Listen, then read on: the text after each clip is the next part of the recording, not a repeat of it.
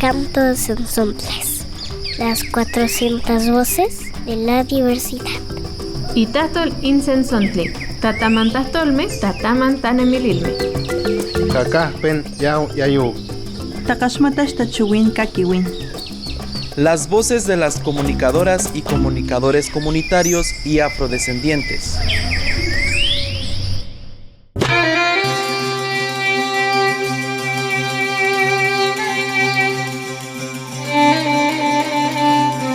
Les saludamos en este vuelo de retorno al territorio palestino. Yo soy Saraí Rivadeneira y les saludo desde Radio Comunitaria Tzinaca en la Sierra Norte de Puebla. Y yo soy Diego Picón, de Radio Cuenca de la Independencia en Guanajuato. Esperamos que este canto de Sensontles ayude a que el público radioescucha tome acción para ayudar a liberar al pueblo palestino de este violento colonialismo que sufre desde hace muchísimo tiempo y que ahora ha alcanzado una grave crisis.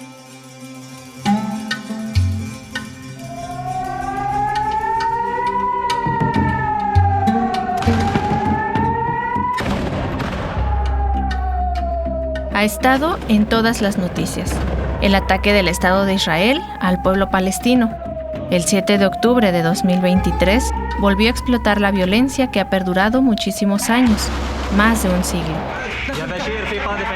La mayoría de las víctimas son personas civiles, mujeres, gente anciana, niñas y niños.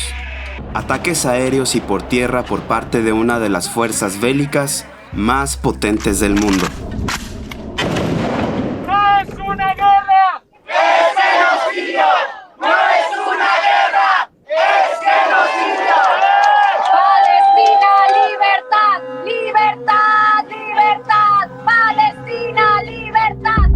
Ese 7 de octubre pasó a la historia cuando el grupo palestino Hamás asesinó a más de 1,200 personas y se llevó a cientos de rehenes israelíes. Como respuesta, el gobierno de Israel declaró la guerra y atacó a Gaza.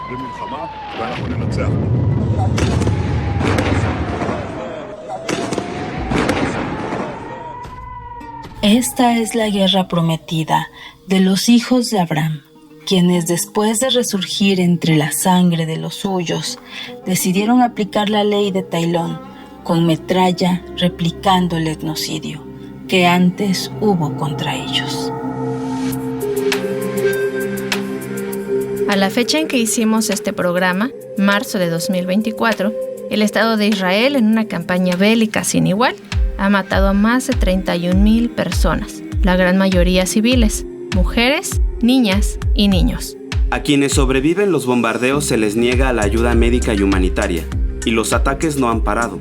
Atacan incluso los lugares donde la gente se está refugiando. También personal médico, de ayuda y periodistas han sido asesinados. Después de tantos meses, ya hay reportes de hambruna. Las muertes aumentan.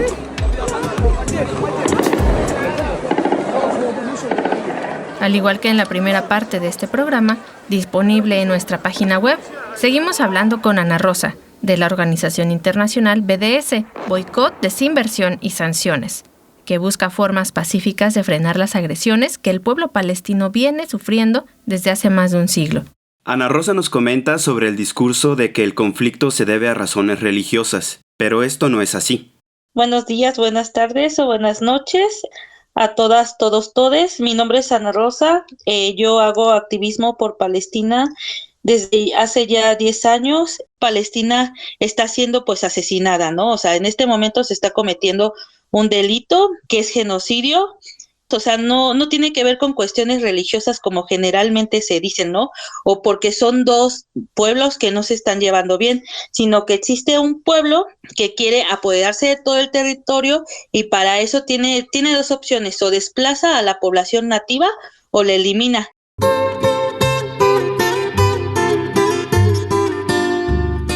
El conflicto surge por una serie de eventos que ha llevado a una colonización u ocupación indebida de territorios del pueblo palestino, algo que en las comunidades de México conocemos demasiado bien. Voy a cantar el corrido de un hombre que fue a la guerra, que anduvo guerra herido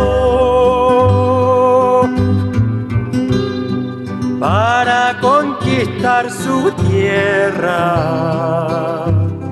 Pero ¿cómo hemos llegado a esto? Vamos a revisar la historia.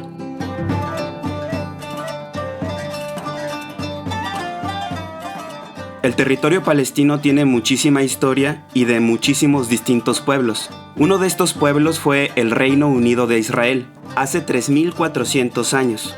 Esta nación incluía los estados de Israel y Judea. Toda esta región sufrió conflictos internos constantes y también ataques desde fuera, con invasiones, colonizaciones, conquistas, despojo y esclavitud. Hace unos 1800 años, el Imperio Romano le da al pueblo judío un golpe fatal. Arrasó con 50 pueblos y 985 aldeas, matando a más de 500,000 de personas. Los que se salvaron tuvieron que huir y ya no pudieron regresar a sus tierras. Desde entonces, el pueblo judío ha vivido en diáspora por todo el mundo, pero con tenacidad ha logrado mantener su identidad y haciendo comunidad donde fuera que estuvieran. En muchos lugares fueron discriminados, atacados, declarados por ley como ciudadanas y ciudadanos de segunda. Fue hasta finales del siglo XIX que empezaron a revivir el sueño de su propia nación, una nación sionista. Aquí, Ana Rosa. La primera vez que se habló de sionismo fue en el primer Congreso Sionista celebrado en 1897. Se habla de pensar en un hogar para la población judía, pero Palestina no fue como que su primera opción. Entonces ellos estaban checando Argentina, Chile, Uganda, e incluso se habló en algún momento ocupar las Baja Californias de México para la creación de su estado. Finalmente escogieron Palestina por el tema de esa conexión religiosa que tienen. Con esta noción de regresar a la tierra que les fue despojada hace miles de años, algunos judíos fueron al territorio palestino para vivir y trabajar esas tierras. Mientras, el antisemitismo, es decir, la discriminación contra las y los judíos, se hacía cada vez peor en muchas partes del mundo. Entonces, el sionismo como movimiento político ganó fuerza entre los antisemitas europeos y fue muy importante entre la mayoría de los judíos europeos. Se podría decir que países que no querían o que no aceptaban a la población judía ahí, ellos también ayudaron y motivaron a la creación de ese Estado judío. Deutschland, Sieg Heil! La persecución se volvió cruenta en Europa justo antes y durante la Segunda Guerra Mundial, por Hitler y los fascistas, generando el Holocausto que mató a más de 6 millones de personas. Esto hizo que cada vez más y más judíos llegaran a tierras palestinas, encontrando ahí un lugar seguro. Muchas veces desplazaron, por la fuerza, a la población palestina que ya vivía ahí. Entonces ya llegamos hasta el año 1948. De hecho, desde 1947 se empiezan como que a hacer reuniones, pero también en la ONU. La ONU, cabe destacar que era una organización muy prematura, no tenía la experiencia para la resolución de conflictos, ni para mediar nada. Y entonces ellos viajaron a Palestina y se dieron cuenta que según era un desierto, ¿no? Lo que no sabían es que las y los migrantes, cada vez en mayores números, expulsaban a la población nativa. Entonces cuando llegan los observadores de la ONU y ven que todo estaba desolado, que había bastante territorio, es cuando deciden que Palestina puede ser una tierra sin pueblo para un pueblo sin tierra. Entonces ya se hace la partición del Estado palestino, pero le dan más porcentaje de tierra a la población judía, siendo que todavía eran minoría, y la población árabe palestina pues era la mayoría, les superaban en números y les dieron un porcentaje menor.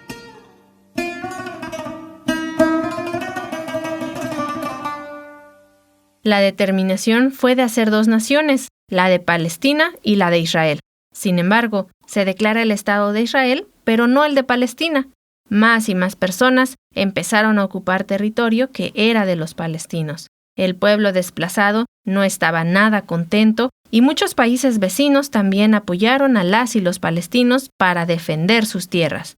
Mientras, la nación israelí, con el razonamiento de protegerse de quienes querían quitarles lo que ya sentían que eran sus territorios, vienen ocupando más de lo que las Naciones Unidas les habían asignado, orillando al pueblo palestino a pequeños pedazos de tierra cada vez más aislados y separados por grandes muros de los lugares donde Israel les había quitado no solo las tierras, sino también casas y comunidades enteras. También es importante hablar del apartheid. Este es un sistema legal de jerarquía racial o étnica y de segregación en el cual un grupo tiene estatus legal superior sobre otros. Esto nos recuerda mucho al apartheid que sufrió Sudáfrica, donde había una pequeña comunidad, los llamados afrikaners, que ellos eran un grupo blanco racistas, que lo que hicieron fue segregar a la población, hacer como que un lado es para la población negra y el otro lado es para la población blanca, pero la población blanca tiene todos los derechos, todos los privilegios, los beneficios, mientras que la población negra no tiene derechos, no tiene acceso a servicios y no tienen esa como libertad de movimiento, de poder votar, de poder participar. Entonces eso se le conoce como apartheid. No tengo lugar y no tengo paisaje.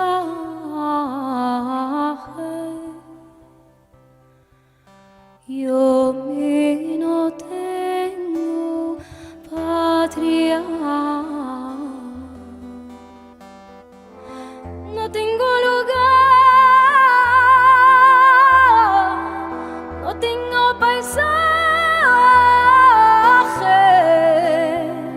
Yo no tengo patria.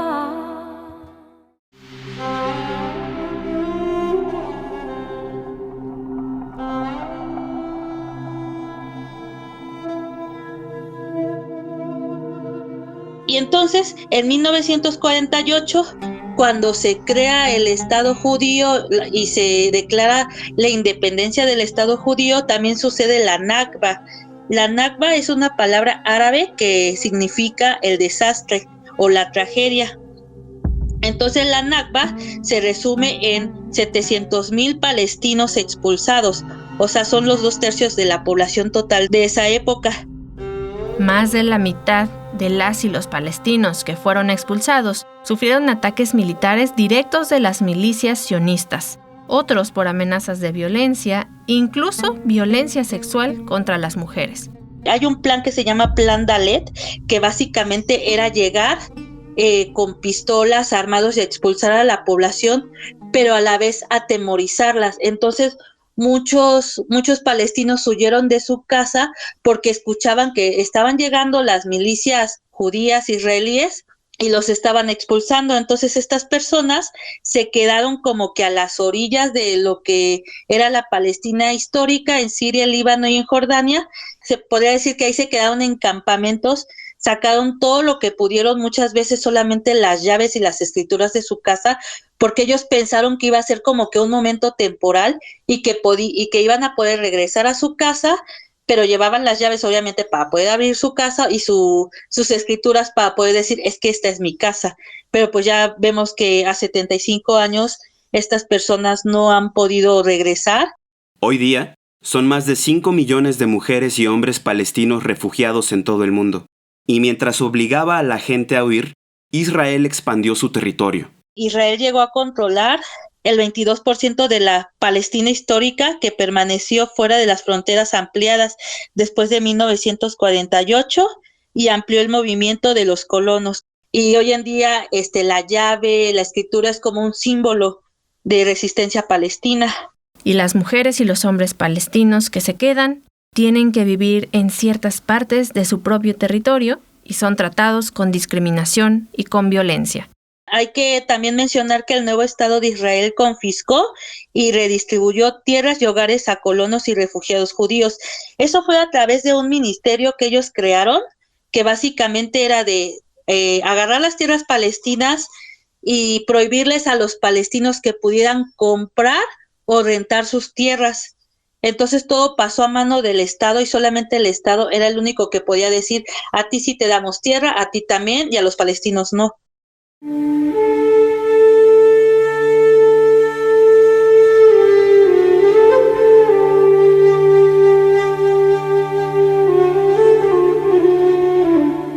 Empiezan a nacer como que otros grupos de resistencia armada y una de ellas era Hamás.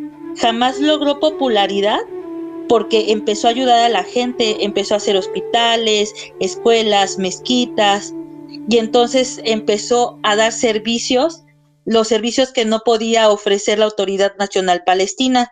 Llegan las elecciones, Hamás se consolida como un partido político, ganan, y eso fue como que la justificación perfecta para Israel de bloquear la Franja de Gaza.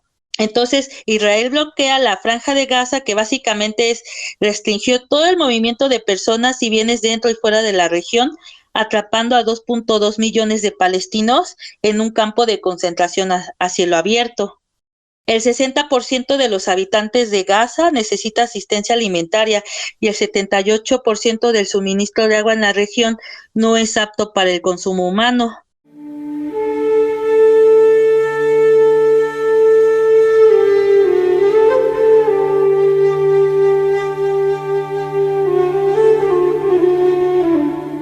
Nos dice Ana Rosa que un informe de la ONU en el año 2015 afirmó que Gaza sería inhabitable para el año 2020, pues básicamente con el bombardeo que Israel está manteniendo sobre la franja, podemos decir que Gaza ya no es habitable. No tienen acceso al agua, lo que ya les había comentado. Alguna vez me llegaron a decir, ¿no? O sea, fue como un mal chiste, ¿no? ¿Quieres reconocer una casa palestina en Jerusalén? Solamente checa el tinaco de agua. Si está sucia, es una casa palestina. O sea, no tienen acceso, o sea, todavía que no tienen acceso al agua, no tienen el acceso al agua de buena calidad. Los muros impiden al pueblo moverse libremente, lo cual es muy desventurado, pues en lugar de crear amistades generan enemistades. El ridículo muro de acero de Estados Unidos contra México hace que los aleteos de la historia continúen. Los estragos del tiempo lo han vuelto demasiado tonto. En la cima del muro de Israel hay alambradas de púas, por no decir hojas de cuchillas. Allí los pastores de Palestina ríen, se atrincheran. Los jóvenes, al igual que David en la Biblia, lanzan piedras. Los soldados israelíes los encarcelan y les rompen los brazos y las piernas.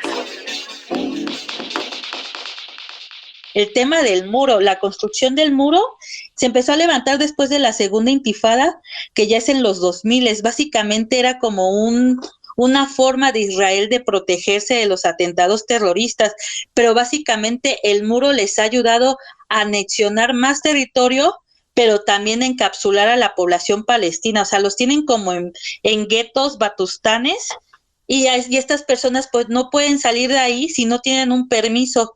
Entonces, lo que les había comentado, o sea, mucha gente muere porque tiene, no sé, un problema de salud y no le dan permiso a la ambulancia a pasar.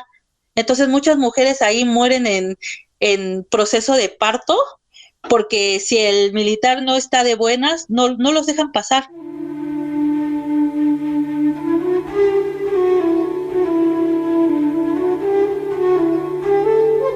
Otra cosa importante que hay que mencionar aquí es que la violencia no empezó el 7 de octubre, sino que estamos hablando que desde 1948 al presente, Israel ha sometido a la población bajo leyes discriminatorias.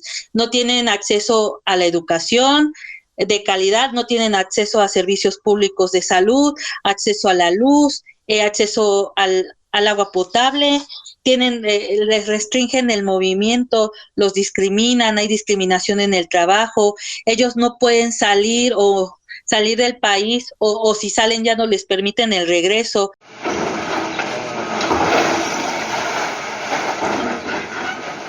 También hay demoliciones de hogares.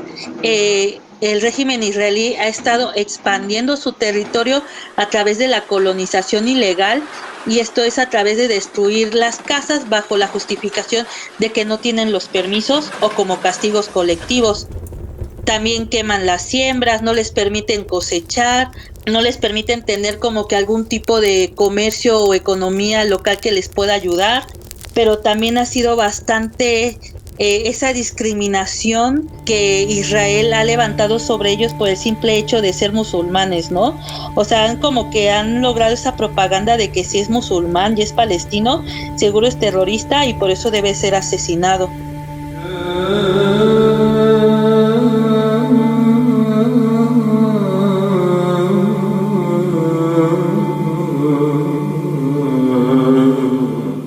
Además de las detenciones, también hay asesinatos extrajudiciales. O sea, el ejército tiene como que el permiso que si ve algo sospechoso o algo que no va, o sea, dispararle así a quemarropa a la vista de todos y no son procesados y no son juzgados. Entonces, todo esto es lo que ha hecho que en ocasiones el pueblo palestino se levante, ya sea en intifadas, o sea, con piedras contra tanques, o que ellos busquen otro tipo de resistencia como el boicot, las manifestaciones o lo que hizo Hamas, que fue lanzar misiles a territorio israelí. Esta es, hermanos, una piedra. Luego viene la mano que levanta esta piedra. Antes está el cuerpo que sostiene esa mano. Adentro, el corazón que le da fuerza al cuerpo. Allí, el amor rabioso que incendia el corazón. Acá, la multitud que apedrea el imperio. Allí el imperio, piedra a piedra, sepultado.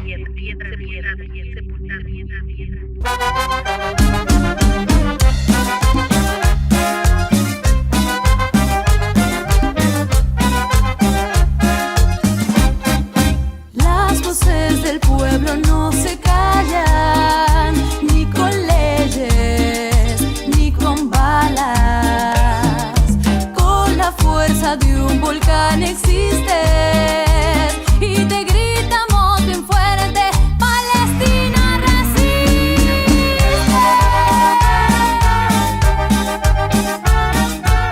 El pueblo de Israel no olvida la terrible persecución que ha sufrido en la historia, incluso en la historia reciente. Nos preguntamos, ¿por qué ahora quienes abrazan el proyecto sionista de nación han decidido hacer lo mismo que le hicieron a ellos al pueblo palestino? Invitamos a que nuestro público radioescucha sienta a este pueblo que está lejos, pero también cerca, que lucha por su tierra, por su existencia, como también luchamos constantemente en nuestros propios territorios. Agradecemos a Ana Rosa de BDS por su conocimiento y sus palabras. En este programa escuchamos música de Carla Isamir, Adnan Jurban, Víctor Jara, Emel Matlouti, la Orquesta Popular Zambomba y música tradicional de Palestina y hebrea. También compartimos fragmentos de poemas de Gunnar Svensson, Manuel Pachón y Manuel Covaleda, de la publicación Intifada de Versos. Voces adicionales, Gisela Hernández y Brisa Paino. Otros sonidos fueron tomados de las redes sociales. Esta es una producción de Ojo de Agua Comunicación para Canto de Sensontles. Sigue nuestros programas en cantodesensontles.org o donde están tus podcasts favoritos. Manda tus comentarios, saludos e ideas al número 2217 1278 18. Hasta la próxima.